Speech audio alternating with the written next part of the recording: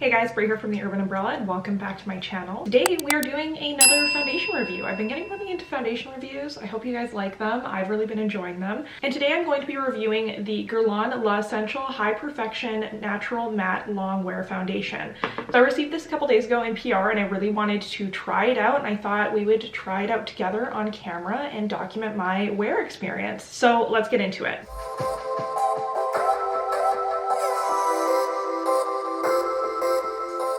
Okay, so first things first, here's my skin before I put on any makeup. The only thing I have on my skin is some sunscreen. So along with the foundation, they also sent over their Shine Control Primer. So I decided to put that on the right side of my face to see if it does make any difference with the foundation. And I just took a couple drops of that primer and blended it on the right side of my face using my hands. Then I went in with the foundation. So I actually took about 2.5 pumps of foundation and put it all over my face. And then I went ahead and I blended it out using the little brush that they actually sent me.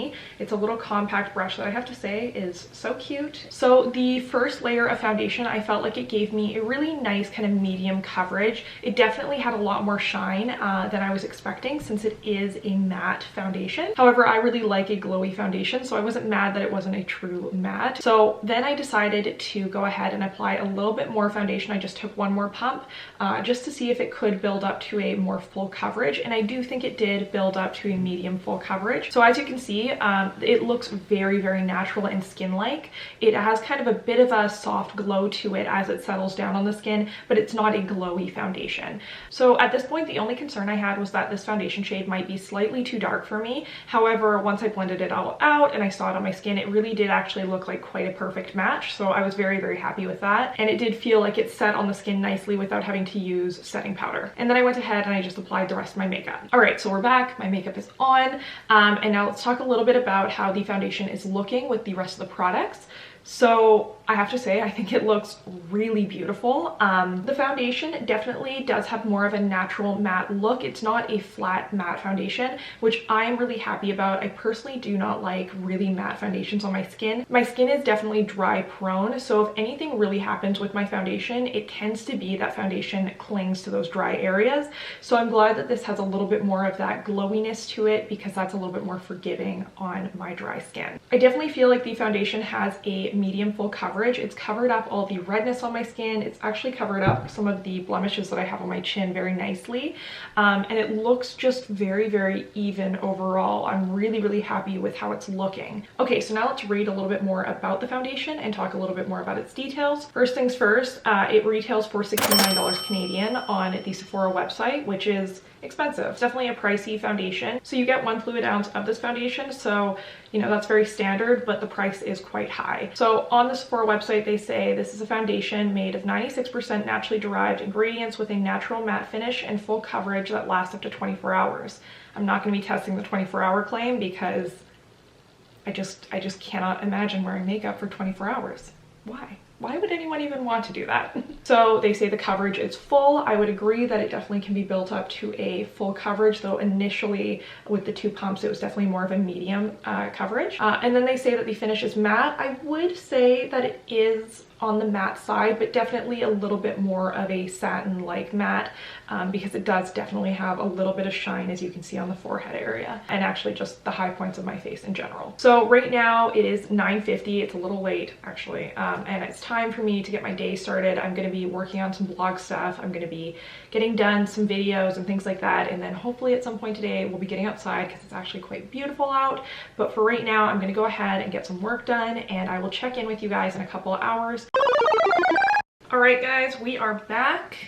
It is 1 o'clock, so it's been a couple of hours, and I wanted to update you guys on the foundation. So the last couple of hours I've just been working. I just had my lunch, which was terrible because I burnt it, but I haven't been doing a lot, so I don't think the foundation should have changed much, but let's check it out. So I feel like the foundation looks pretty much the same, but I do think it has oxidized just a tiny bit because I am noticing a little bit more of a line kind of on my jawline here.